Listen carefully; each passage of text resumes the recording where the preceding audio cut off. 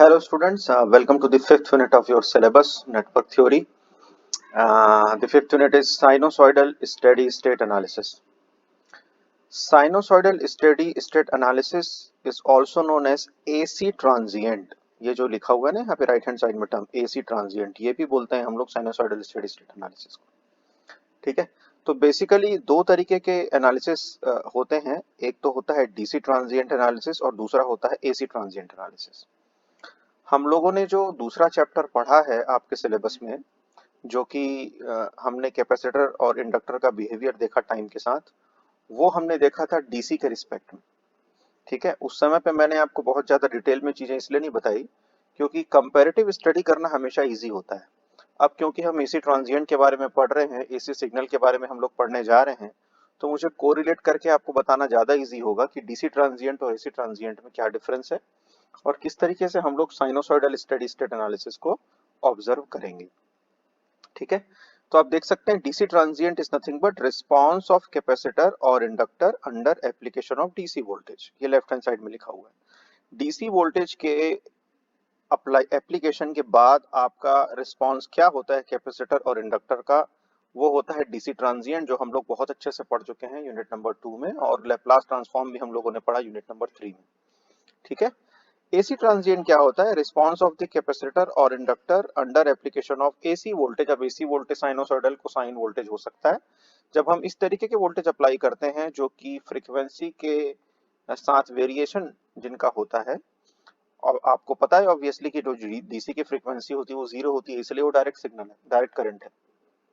लेकिन alternating current की जो फ्रीक्वेंसी वो कभी भी फिक्स नहीं होने वाली है, वो हमेशा वेरी करते रहती है। और जनरली हम नेचुरल जो उसको जो हमारा कंसिडरेशन है उसका, वो साइनोसॉइडल सिग्नल के जैसे होता है। ठीक है, तो साइनोसॉइडल स्टेडी स्टेट एनालिसिस बोलने का ये मतलब है कि हम अभी भी कैपेसिटर और इंडक्टर के बिहेवियर की बात करेंगे क्योंकि वही टाइम के रिस्पेक्ट में चेंज होता है। रजिस्टर अभी भी अनचेंज रहने वाला है। ये रजिस्टर की खासियत है, जैसा हम लोगों ने उस समय भी पढ़ा था। ठीक है, तो जब हम साइनोसॉइडल सिग्नल अप्लाई करेंगे इनपुट में, तो आउटपुट किस तरीके से बिहेव करेगा कैपेसिटर और इंडक्टर का? क्या वो उसी तरीके से ओपन और शॉर्ट होगा जैसे डीसी में होता था, या फिर अभी कुछ एनालिसिस चेंज हो जाएगा? ठीक है, इसकी बात हम लोग करेंगे साइनोसॉइडल स्टेडी स्टेट एनालिसिस इस चैप्टर में।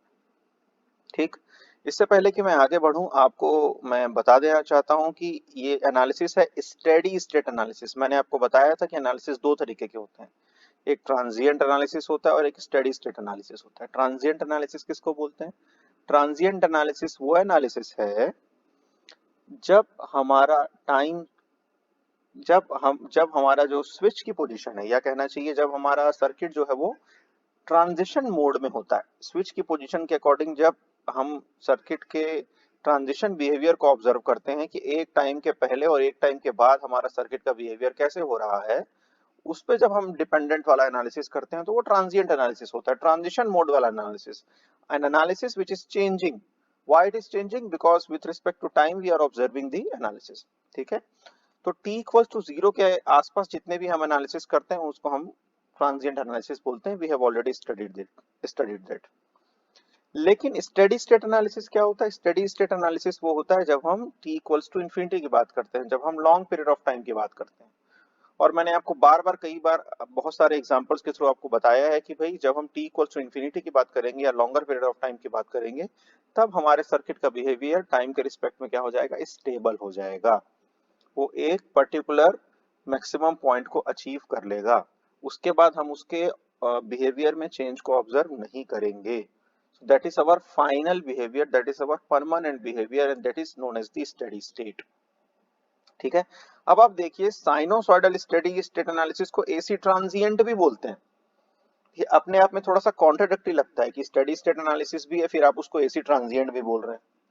तो इसका रीजन ये है कि साइनोसॉइडल सिग्नल हमेशा टाइम के रिस्पेक्ट में चेंज होते रहते हैं। Plus minus plus minus. Sine क्या होता है? Positive half cycle, negative half cycle, positive half cycle, negative half cycle.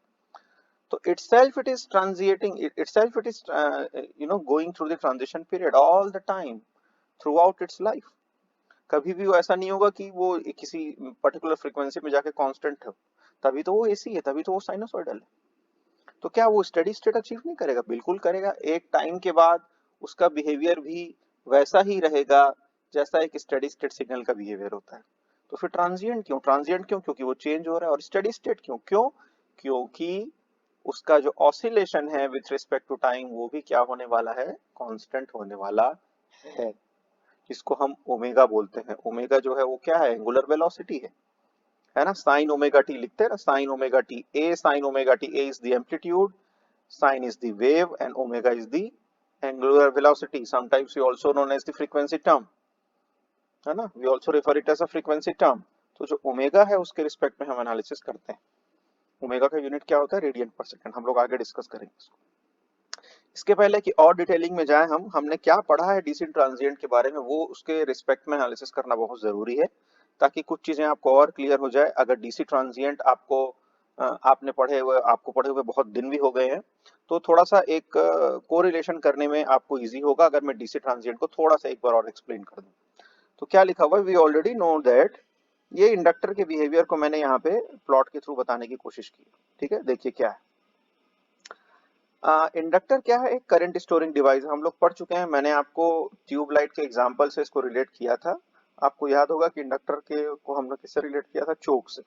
चोक में कोई इनिशियल करंट नहीं होता। ये देखिए टी इक्वल टू जीरो पे करंट की वैल्यू क्या है, जीरो है। लेकिन जैसे जैसे टाइम जो है वो इन्फिनिटी की तरफ जाने लगता है, या जब हम टाइम के ज्यादा वैल्यूज की बात करते हैं, लॉन्गर पीरियड ऑफ टाइम की बात करते हैं, तो धीरे धीरे करंट क्या होता है, इसमें स्टोर होना स्टार्ट हो जाता है, चार्जिंग होना स्टार्ट हो जाता है करंट का। और धीरे धीरे फिर वो आई मैक्स नाम के मैक्सिमम करंट पॉइंट को अचीव कर लेता है। उसके बाद ये करंट क्या हो जाता है, स्टेबलाइज हो जाता है। सो इनिशियली ये जो t इक्वल टू जीरो है, इनिशियली हम इसको कौन सी कंडीशन बोलेंगे, ओपन सर्किट कंडीशन। आपको मुझे बताने की जरूरत नहीं है कि जब करंट की वैल्यू जीरो होती है तो हम उसको ओपन सर्किट बोलते हैं, और जब वोल्टेज की वैल्यू जीरो होती है तो हम उसको शॉर्ट सर्किट बोलते हैं। नंबर ऑफ टाइम्स हम इस पॉइंट को डिस्कस कर चुके हैं कि जब करंट ओपन होता है इसका मतलब, करंट जब जीरो होता है इसका मतलब ओपन सर्किट है, और जब वोल्टेज जीरो होता है मतलब शॉर्ट सर्किट। ठीक है, तो आप ये जरा देखने की कोशिश कीजिए। यहाँ पे मैंने करंट का भी डायग्राम बनाया हुआ है, यहाँ पे मैंने वोल्टेज का भी डायग्राम बनाया हुआ है, इज इट नॉट। तो v इक्वल्स टू क्या लिखते हैं हम, L D I by D T लिखते हैं। v इक्वल्स टू हम क्या लिखते हैं, L D I by D T. मतलब इनिशियली इंडक्टर के अक्रॉस एक वोल्टेज सप्लाई अवेलेबल होती है।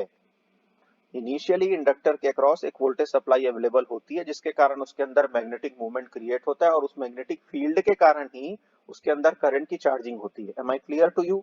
So V equals to L di by dt is nothing but the initial voltage which is available across the inductor terminal so that it can charge up the current values.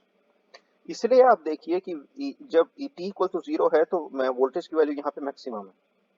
See it, at t equal to zero voltage is maximum across the inductor but current is zero. That is why we are saying that at t equals to zero inductor's behavior is open circuit, but voltage की value वहां पे क्या है, maximum.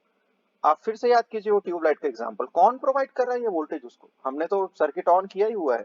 Initial spike कौन provide करता है आपको, वो कैपेसिटर प्रोवाइड कर रहा है जो आपने वहां पे लगाया हुआ है, जिसको हम स्टार्टर बोलते हैं। ठीक है, रिलेट हो रही है चीजें। अब जैसे जैसे हम आगे जाते जाएंगे टाइम के रिस्पेक्ट में, वैसे वैसे ये वोल्टेज क्या होता जाएगा, धीरे धीरे डिस्चार्ज होता जाएगा, और यहाँ से करंट क्या होता जाएगा, धीरे धीरे चार्ज होता जाएगा। तो फाइनली जब हम t इक्वल टू इन्फिनिटी की बात करेंगे, देखिए यहाँ पे मैंने दो एरो शो किए हैं।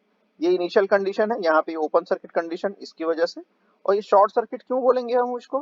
फाइनली ये शॉर्ट सर्किट हो जाता है क्यों, क्योंकि देखिए वोल्टेज की value t equal to infinity पे या लॉन्गर पीरियड ऑफ टाइम पे क्या हो जाती है, जीरो को अप्रोच करती है, क्योंकि करंट उस समय क्या होता है, मैक्सिमम होता है। ठीक है, तो करंट हो गया स्टोर, करंट वहां पे एनर्जाइज हो गया अक्रॉस द इंडक्टर। तो करंट की कैपेसिटी, जो जितना कैपेसिटी है आपके इंडक्टर की, उतना कैपेसिटी का करंट उसके अंदर स्टोर हो गया, और वोल्टेज क्या हो गया, वहां से फिर धीरे धीरे हट गया उस पिक्चर से। ठीक है, तो this is the pictorial representation, you can easily relate. और ये डायग्राम आपको याद रखना चाहिए। ये डायग्राम अगर आप याद रखेंगे तो आपको हमेशा ध्यान रहेगा कि इंडक्टर का बिहेवियर किस तरीके का है। तो t इक्वल्स टू इन्फिनिटी पे वो शॉर्ट सर्किट के जैसे बिहेव करता है, और इनिशियली वो किसके जैसे बिहेव करता है, ओपन सर्किट के जैसे बिहेव करता है। ठीक है, इसके इसके साथ ही जैसे ही हम नीचे की तरफ आते हैं, देखिए कैपेसिटर, कैपेसिटर कैसा डिवाइस होता है, वोल्टेज स्टोरिंग डिवाइस होता है। Capacitor is a voltage storing device. अब कैपेसिटर के अक्रॉस इनिशियली जो करंट है वो मैक्सिमम अवेलेबल होता है। आप बोलेंगे कैसे सर मैक्सिमम अवेलेबल होता है इनिशियली करंट, क्या होता है कैपेसिटर के अक्रॉस करंट का equation, C DV by D T. आपको याद होगा कैपेसिटेंस कैसे डेवलप होता है, कैसे डेवलप होता है कैपेसिटेंस, एक पैरेलल प्लेट कैपेसिटर हो, एक पैरेलल प्लेट्स हैं जिनके बीच में डाइलेक्ट्रिक मटेरियल लगा हुआ है, धीरे धीरे धीरे धीरे उनके अक्रॉस क्या होता है, चार्जेस का एक्यूमुलेशन होता है, और उन चार्जेस के एक्यूमुलेशन के कारण ही करंट फ्लो होता है और वो वोल्टेज को प्रोड्यूस करता है। ठीक है। सो इनिशियली जो वोल्टेज है उसकी वैल्यू क्या होती है, उसके अक्रॉस कहना चाहिए जीरो होती है, क्योंकि कैपेसिटर के पास, कैपेसिटर जो है धीरे धीरे उसके पास वोल्टेज की क्या होती है, चार्जिंग होती है ना। और जैसे जैसे वोल्टेज की चार्जिंग होगी, जैसे जैसे वोल्टेज की चार्जिंग होगी, अच्छा इसको स्टार्टर से रिलेट मत कर लेना ना, do not relate with starter की। सर आपने बोला था कि स्टार्टर में तो कैपेसिटर में वैल्यू स्टोर्ड है, तो क्या कर देगा आपको, मैक्सिमम वहां पे वोल्टेज प्रोवाइड कर देगा जिसकी वजह से करंट फ्लो होना स्टार्ट हो जाएगा, आपने तो ये बताया है। हम capacitor individual, starter is a product, starter is a product, आपको सिर्फ एग्जांपल देने के लिए हम लोग बताते हैं उस चीज को। ठीक है। तो अगर मैं बोलूं कि इनिशियली शॉर्ट सर्किट है, तो शॉर्ट सर्किट बोलने का क्या मतलब है, मैक्सिमम करंट है उसके अक्रॉस। शॉर्ट सर्किट बोलने का क्या मतलब होता है कि उसके across T equal to zero पे मैक्सिमम करंट है और at T equal to zero पे उसके पास मिनिमम वोल्टेज है। शॉर्ट सर्किट का मतलब ही वही है कि शॉर्ट सर्किट कंडीशन वो होती है जब आपका वोल्टेज जो है जीरो हो जाए, रेजिस्टेंस की वैल्यू वहां पे जीरो हो जाए और मैक्सिमम करंट फ्लो हो। तो कैपेसिटर इनिशियली जो है वो शॉर्ट सर्किट के जैसे बिहेव करता है और आपको प्रोवाइड करता है वो अमाउंट ऑफ करंट जो आपको रिक्वायर्ड है। धीरे धीरे टाइम के रिस्पेक्ट में उसकी वैल्यू क्या होती है, चार्ज होती है और वो अचीव करता है मैक्सिमम वोल्टेज को। ठीक है। और फिर धीरे धीरे ये करंट क्या होता है, वहां से डिस्चार्ज होने लगता है और वो मिनिमम करंट को अचीव करता है। तो मिनिमम करंट मतलब जीरो करंट, जीरो करंट मतलब ओपन सर्किट कंडीशन, और यहाँ पे आप देखिए मैक्सिमम वोल्टेज है, ये मिनिमम करंट है, या मैक्सिमम करंट हो, ये मिनिमम वोल्टेज है। और ये आई की वैल्यू और वी की वैल्यू से भी आप इसको रिलेट करके इजीली पढ़ सकते हैं, समझ सकते हैं। So this is all about capacitor and inductor behavior when we applied the DC signal. तो मैंने राइट हैंड साइड में आपको यहाँ पे लिख के दिया हुआ है, all this analysis is only true when the applied voltage is DC. ये एनालिसिस तभी ट्रू होते हैं जबकि अप्लाइड वोल्टेज क्या होता है, डीसी होता है। However, when applied voltage is AC, that is frequency, F मतलब frequency is changing with respect to time, then the analysis of the response of network is totally different.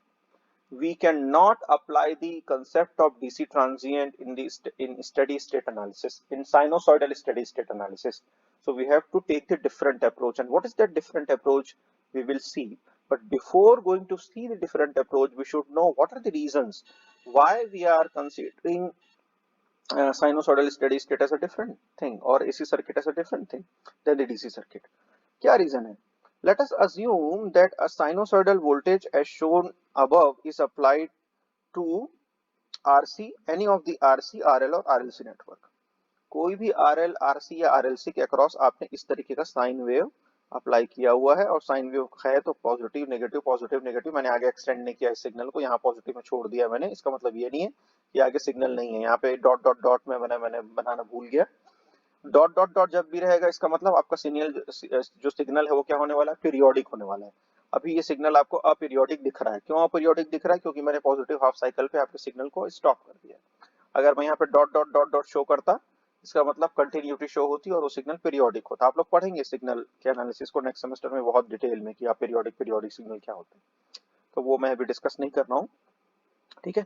According to our concept of DC transient, the capacitor gets short circuited at t equal to 0 while the inductor gets open circuited. अभी हम लोगों ने थोड़ी देर पहले discuss किया, इसको हम लोग बोलते हैं transient response. Similarly, capacitor gets open circuited at t equals to infinity while the inductor gets short circuited at t equals to infinity. इसको हम लोग बोलते हैं स्टेडी स्टेट रिस्पांस। ये सब डीसी के बारे में हमने बात की है ना, पिछले अभी स्लाइड में या पिछले पेज पे। However, if we apply AC voltage, then the response can never be predicted like above. अगर हम AC वोल्टेज अप्लाई करते हैं तो हम सीधे सीधे नहीं बोल सकते कि ये शॉर्ट हो गया, ओपन हो गया। It is because at one half cycle the energy is consumed, while in other half cycle the energy is released. आप देख सकते हैं ये पॉजिटिव है, इसका मतलब एनर्जी कंज्यूम हो रही है, नेगेटिव मतलब एनर्जी रिलीज हो रही है, कंज्यूम हो रही है, रिलीज हो रही है। तो एक ही साइकिल में अगर 0 से 360 डिग्री की बात करूं तो साइन जो है 0 टू 180 पे पॉजिटिव दे रहा है, 180 टू 360 पे नेगेटिव दे रहा है। इसका मतलब अगर मैंने उस वोल्टेज को अप्लाई किया है आरएल या आरसी किसी भी सर्किट के अक्रॉस, तो आप देख सकते हैं कि इनपुट का बिहेवियर क्या है, पॉजिटिव और नेगेटिव दोनों हाफ साइकिल लेके चलता है जो साइन है वो। ठीक है। तो half of the time period में वो सिग्नल को कंज्यूम कर एनर्जी को कंज्यूम कर रहा है, हाफ ऑफ द टाइम में रिलीज कर रहा है। तो आप कैसे कह सकते हैं कि वो कैपेसिटर को ओपन या शॉर्ट करेगा या इंडक्टर को ओपन या शॉर्ट करेगा? ठीक है। Hence, in the analysis of sinusoidal signals, the output of the network will also be sinusoidal. Remember this point. This is very important point. जब हम डीसी ट्रांजिएंट की बात करते हैं तो हमारा आंसर हमेशा एक परमानेंट मैग्नीट्यूड आता है, एक एब्सोल्यूट इंटीजर वैल्यू आती है। ऐसा नहीं होता कि जब आप डीसी एनालिसिस करेंगे तो आपके पास 5 साइन ऑफ कुछ एंगल है या 5 लिखे हैं और उसके साथ कोई एंगल की वैल्यू लिखे, होता है क्या ऐसा? लेकिन जब हम एसी एनालिसिस करते हैं तो हम तीन बहुत ही इंपॉर्टेंट चीजों को डिस्कस करते हैं, मैं अगले पॉइंट पे बताऊंगा उसको। ठीक है। तो जैसे आपने देखा कि आउटपुट का बिहेवियर भी क्या होगा, ऑब्वियसली साइनोसॉइडल होगा, क्योंकि इनपुट का बिहेवियर कैसा है, साइनोसॉइडल है। कंसेप्ट ऑफ फ्रीक्वेंसी और एंगल जो है वो पिक्चर में आ जाएंगे। हम एंगल और फ्रीक्वेंसी को इग्नोर नहीं कर पाएंगे इस समय पे, क्योंकि हम एसी का एनालिसिस करेंगे। ठीक है। आई होप आपको डिफरेंस समझ में आ रहा है। जब हम डीसी की बात कर रहे थे तो हमारे पास एक एब्सोल्यूट इंटीजर वैल्यू आती थी, कोई साइन का, कोई सिग्नल का, सॉरी कोई फ्रीक्वेंसी का, एंगल का पंगा नहीं होता था डीसी में। लेकिन जब हम एसी की बात करेंगे तो हमको फ्रीक्वेंसी और एंगल के रिस्पेक्ट में एनालिसिस करना पड़ेगा। Three important mathematical representation, that is rectangular, polar and exponential forms must be taken care of. ये वही तीन टर्म है जो मैंने आपको ऊपर वाले पॉइंट में बोल रहा था कि रेक्टेंगुलर, पोलर और एक्सपोनेंशियल फॉर्म्स को हमको कंसीडर करके चलना पड़ेगा जब भी हम साइनोसॉइडल स्टेडी स्टेट एनालिसिस की बात करें। ठीक है। तो आई होप आपको डीसी ट्रांजिएंट और एसी ट्रांजिएंट का डिफरेंस समझ में आ गया होगा। ठीक है। एक बेसिक पॉइंट मैं बता के आज का जो लेक्चर वो एंड करूंगा, इसके बाद हम लोग नेक्स्ट लेक्चर में इससे रिलेटेड न्यूमेरिकल को डिस्कस करेंगे। ठीक है। कैसे हम एनालिसिस को स्टार्ट करेंगे या क्या आपको चीजें ध्यान में रखनी चाहिए जब आप साइनोसॉइडल स्टडी स्टेट एनालिसिस को करेंगे, तो क्या बेसिक्स हैं उसके? It is advised that for the analysis of sinusoidal steady state, the transform domain को ही हम लोग एस डोमेन बोलते हैं। मैंने आपको बताया था जब हम लेप्लास ट्रांसफॉर्म करते हैं तो हम टाइम डोमेन से किस डोमेन में चले जाते हैं, एस डोमेन में चले जाते हैं। उसको फ्रीक्वेंसी डोमेन भी बोल सकते हो, कॉम्प्लेक्स फ्रीक्वेंसी डोमेन भी बोल सकते हो, या ट्रांसफॉर्म डोमेन भी बोल सकते हो। कॉम्प्लेक्स फ्रीक्वेंसी डोमेन इसलिए बोलते हैं क्योंकि उसमें सिग्मा प्लस जो भी जे ओमेगा वाली प्रॉपर्टी होती है, तो मतलब आपको रियल पार्ट और इमेजिनरी पार्ट दोनों देखने को मिलता है जब आप लैप्लास ट्रांसफॉर्म कर लेते हैं। ठीक है। तो आप ये ध्यान में रखेंगे कि जब हम एस डोमेन की बात कर रहे हैं तो हम ट्रांसफॉर्म डोमेन की ही बात कर रहे हैं। और ये एडवाइजेबल है कि जब हम एनालिसिस करेंगे साइनोसॉइडल स्टेडी स्टेट का तो आप ट्रांसफॉर्म डोमेन को साथ में कंसीडर कीजिए टाइम डोमेन के। बोलने में बड़ा ऑड लगता है कि टाइम डोमेन और एस डोमेन कैसे एक साथ हम लोग एनालिसिस में यूज कर सकते हैं, बट ये आपके एनालिसिस को इजी करने में हेल्प करेगा। This makes the analysis easy. For example कैसे कर सकते हैं हम लोग, ये एक आरसी सर्किट का एग्जांपल दिया गया है। ये एक रेजिस्टेंस है और ये एक कैपेसिटर है। VIT is the input voltage, VOT is the output voltage. अब ये टाइम डोमेन में ड्रा हुआ है, क्यों? क्योंकि ये t की वैल्यू यहाँ पे रिप्रेजेंटेड है। हम इसको ट्रांसफॉर्म डोमेन में ले जाते हैं जिसको हम एस डोमेन बोलते हैं। तो हमने VIT को VIS लिख दिया, R तो R ही रहेगा चाहे T डोमेन हो चाहे S डोमेन हो। VOT को हमने VOS लिख दिया, और आपको पता है कि कैपेसिटर का जो S डोमेन रिप्रेजेंटेशन है 1/CS होता है। L होता तो LS लिखते, क्योंकि ये C है इसलिए हम 1/CS लिखते, मुझे बताने की जरूरत नहीं है। अगर मैं इस सर्किट का ट्रांसफर फंक्शन निकालने की कोशिश करूं, what is transfer function? Transfer function is nothing but V out upon V इन। तो अगर ट्रांसफर फंक्शन निकालूं तो कैसे निकाल सकते हैं इसका transfer function? VOS upon VIS। क्या है आउटपुट में term? 1/CS upon R plus 1/CS, यही होगा। ये आपका आउटपुट टर्म है। आउटपुट लेग में आपको कौन सा टर्मिनल दिख रहा है, कौन सा कंपोनेंट दिख रहा है? वो दिख रहा है कैपेसिटर। कैपेसिटर क्या है? 1/CS। हमने उसको एक इम्पीडेंस फॉर्म में रिप्रेजेंट किया हुआ है इस डोमेन के थ्रू, और दोनों का सीरीज कॉम्बिनेशन है R प्लस 1/CS। ऐसा नहीं समझ में आता है तो आप इसको ऐसा भी समझ सकते हैं। सपोज आपको वी आउट की वैल्यू फाइंड आउट करनी है, तो आप कैसे फाइंड आउट करेंगे वी आउट की वैल्यू? आपको पता है कि वी आउट किसके अक्रॉस है? कैपेसिटर के अक्रॉस है। तो V in into this capacitance divided by the combination of the two impedances. Voltage division rule, simple voltage division rule. अगर आपको इसके अक्रॉस वोल्टेज की वैल्यू, आउटपुट वोल्टेज की वैल्यू पता करनी है तो क्या करना पड़ेगा? सोर्स वोल्टेज को मल्टीप्लाई करना पड़ेगा इस पर्टिकुलर कंपोनेंट के इंपीडेंस से, डिवाइडेड बाय आपको दोनों इंपीडेंस का क्या लेना पड़ेगा? कॉम्बिनेशन लेना पड़ेगा। वो भी आप करेंगे और आप VIS को इधर ट्रांसफर करेंगे तो भी आपको यही ट्रांसफर फंक्शन मिलने वाला है। ठीक है। क्लियर है? तो ये 1/CS upon are plus 1/CS। तो इस तरीके से हमने इसको सॉल्व किया और सॉल्व करने के बाद ये मुझे क्या मिल गया, ट्रांसफर फंक्शन मिल गया। तो ट्रांसफर फंक्शन ये वी आई टी, ये वी ओ टी, और ट्रांसफर फंक्शन को हम V O T upon V I T लिखते हैं। और मैंने उसी को अब किस में लिख दिया, एस डोमेन में लिख दिया। तो ये हो गया वी आई एस, ये वी ओ एस, और ये 1/RCS। इसी को मैं ऐसे भी लिख सकता हूँ, वी आई टी, यहाँ पे वी ओ टी लिखना था मुझे, यहाँ पे वी ओ टी है ना, V I T V O T और 1/1 प्लस RCS। तो ये जो कॉम्बिनेशन है लास्ट फिगर, वो कॉम्बिनेशन है time domain plus S domain का। ठीक है, time domain plus S domain का कॉम्बिनेशन हमने ले लिया। इस तरीके से आप इसको पढ़ सकते हैं, समझ सकते हैं। ठीक है, जब हम इसको न्यूमेरिकल में अप्लाई करेंगे तो आपको चीजें ज्यादा क्लियर होंगी, समझ में आएंगी। ठीक, फिर भी मैंने एक एग्जांपल के थ्रू इसको बताने की कोशिश की है। Let us say that sin t is applied at the input of RC network. हमने एक sin t को अप्लाई कर दिया, VIT की वैल्यू को क्या ले लिया हमने, sin t ले लिया। ये VOT है और ये 1/1 प्लस RCS। मैंने एक RC नेटवर्क में अप्लाई कर दिया है सिग्नल को, और मुझे R और C की वैल्यू अभी पता नहीं है, लेकिन मैंने ट्रांसफर फंक्शन निकाल के रखा हुआ है, जैसे पिछले पेज में मैंने आपको बताया कैलकुलेट करके 1/1 प्लस RCS। उसका इनपुट कितना है, sin t है। ठीक है, the standard form of any AC signal contains the term omega. So if we are saying that sin t is the input, then obviously omega equals to 1 radian per second. अभी थोड़ी देर पहले मैंने आपको बोला a sin omega t, a क्या बताता है, amplitude, और ओमेगा क्या बताता है आपको, एंगुलर वेलोसिटी। ओमेगा की वैल्यू यहाँ पे 1 है ऑब्वियसली, क्योंकि ओमेगा की जगह पे जो प्लेस है वो वेकेंट है, तो हम उसको 1 कंसिडर करेंगे। और a भी यहाँ पे कितना है, 1 है। तो एक यूनिट एम्पलीट्यूड का, एक यूनिट एंगुलर वेलोसिटी का आपके पास साइन टी दिया हुआ है, ओमेगा की वैल्यू 1 रेडियन पर सेकंड है। ठीक है, for simplification let us assume that the value of time constant, आपको पता है आरसी नेटवर्क का time constant R into C होता है, और आरएल नेटवर्क का time constant L upon R होता है, मुझे बताने की जरूरत नहीं है। ठीक है, तो for time being, for simplification, for just explaining you the concept, मैंने क्या कर लिया, आर सी की वैल्यू को 1 कंसिडर कर लिया। इसका मतलब आर और सी का कॉम्बिनेशन ऐसा है कि टाइम कांस्टेंट की वैल्यू आपके पास 1 सेकंड आती है। So we can write that, अब मैंने आर सी की वैल्यू को 1 से रिप्लेस कर दिया, तो मैं इसको इस तरीके से लिख सकता हूँ, साइन टी मेरा इनपुट है, 1/1 plus S equals to VOT, या फिर मैं इसको sign T 1/s plus 1 VOT भी लिख सकता हूँ। एस को मैं उधर ले गया, एस की जगह मैंने जे ओमेगा पुट कर दिया, एस की जगह जे ओमेगा पुट करते हैं हम लोग हमेशा।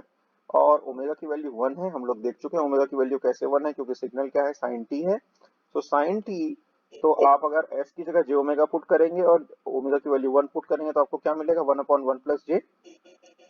ठीक है, now we can write VOT upon VIT equals to 1/1 plus j. VOT is output, VIT is input, and what is VIT? VIT is sin t. So VOT upon sin t equals to 1/1 plus j. So VAT can be written as, VOT can be written as sin t into 1/1 plus j.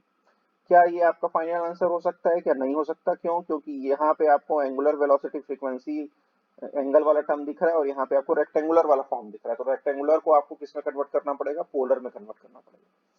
ये मैंने right hand side में आपको rectangular को polar में convert करने का तरीका बताया है। रेक्टेंगुलर को जब भी हम पोलर में कन्वर्ट करेंगे, तो आपको दो चीजों की जरूरत पड़ेगी, आपको एक मैग्नीट्यूड निकालना पड़ेगा और दूसरा एंगल निकालना पड़ेगा। मैग्नीट्यूड और एंगल नहीं निकालोगे तब तक आपका रेक्टेंगुलर पोलर में कन्वर्ट नहीं होगा। कैसे निकालते हैं हम लोग मैग्नीट्यूड? मैग्नीट्यूड निकालने के लिए ये जो 1 है, ये तो इसका मैग्नीट्यूड है, मैं इसको इग्नोर भी कर सकता था ना, इस 1 का कोई जरूरत नहीं है, वो तो न्यूमिनेटर की बात कर रहे हैं। ठीक है, और डिनोमिनेटर की बात करें तो डिनोमिनेटर में जो ये टर्म है, ये अंडर रूट क्या करना पड़ेगा आपको, 1 square plus 1 square, 1 square plus 1 square, तो क्या हो गया आपका 1 प्लस 1 2 हो गया, यहाँ से आ गया 1/√2। मैग्नीट्यूड के लिए आप इस तरीके से करेंगे, और एंगल निकालेंगे तो tan inverse imaginary part upon real part. तो इमेजनरी पार्ट में j के साथ 1 मल्टीप्लाइड है, और रियल पार्ट तो 1 है ही, तो tan इनवर्स 1/1, tan इनवर्स 1 की वैल्यू होती है 45 डिग्री। ठीक है, अब देखते हैं जरा फाइनल आंसर कैसे आएगा इसका। तो फाइनल आंसर निकालेंगे हम इस तरीके से, VOT equals to, sorry, VOT equals to, आप लिखेंगे साइन टी, मैग्नीट्यूड कितना आया था 1/√2, और कॉमा ये साइन, ये जो एंगल है कितना है, -45 डिग्री। इसको हम लोग बोलते हैं पोलर रिप्रेजेंटेशन या पोलार रिप्रेजेंटेशन। तो रेक्टेंगुलर को हमने पोलर में कन्वर्ट कर दिया, 1/√2 उसका क्या है, मैग्नीट्यूड है, और -45 डिग्री उसका साइन है। तो अगर मैं फाइनल VOT की वैल्यू निकालना चाहूँ, तो इसका मैग्नीट्यूड इसके मैग्नीट्यूड से मल्टीप्लाई हो गया, तो 1/√2 आ गया साइन टी, एक एंगल है t -45 डिग्री। ठीक है, ये टी को आप टाइम वाला टी समझ के भूल नहीं करना, क्योंकि टाइम के साथ ओमेगा भी लगा हुआ है ना, ओमेगा की वैल्यू 1 है, तो जब भी ओमेगा टी लिखते हैं हम, तो ये दोनों मिलके आपको एक एंगल को प्रोड्यूस करते हैं। ओमेगा इज द वेलोसिटी और टी जो है वहां पे वो एक्चुअली एंगल को ही बता रहा है। तो एंगल एंगल के बीच में, क्योंकि यहाँ पे माइनस साइन था इसलिए वो दोनों ऐड हो गए और टी माइनस 45 डिग्री आपको मिल गया। तो ये एक्चुअली सिग्नल था आपका, एम्पलीट्यूड 1 था और इस तरीके का सिग्नल था साइन टी जिसको हम लोग बोल रहे थे। साइन टी जो है वो कितने डिग्री से शिफ्ट हो गया, 45 डिग्री से आगे शिफ्ट हो गया। मैंने यहाँ पे एम्पलीट्यूड नहीं बनाया, मुझे यहाँ पे एम्पलीट्यूड दिखाना था आपको। एम्पलीट्यूड की वैल्यू है 1/√2, तो इस सिग्नल का जो एम्पलीट्यूड है आप लोग अपने कॉपी में ड्रॉ कर लेंगे, ये होगा 1/√2 एम्पलीट्यूड। और ये जो कितने डिग्री से शिफ्ट हो गया, ये 45 डिग्री से शिफ्ट हो गया यहाँ पे। ठीक है, क्यों? क्योंकि t माइनस 45 है, तो 45 डिग्री आगे जो है आपका सिग्नल साइन का शिफ्ट हो गया। इस द मैग्नीट्यूड 1/√2, जैसा कि हमने आंसर में लिखा। Okay, so this is all about the basics of sinusoidal steady state analysis. आज हमने लेक्चर में समझा कि डीसी ट्रांजिएंट एसी ट्रांजिएंट का डिफरेंस क्या होता है, क्यों एसी ट्रांजिएंट में आप वैसा असम्पशन नहीं ले सकते जैसा आप डीसी ट्रांजिएंट में लेते थे, किस तरीके से आप एनालिसिस को करेंगे, कैसे ट्रांसफॉर्म डोमेन का कंसेप्ट आएगा, कैसे आप उसको किसी भी आरसीआरएल सर्किट पे अप्लाई करेंगे, ये सारी चीजें हम लोगों ने डिस्कस की। नेक्स्ट क्लास में हम लोग इसके न्यूमेरिकल्स को डिस्कस करेंगे।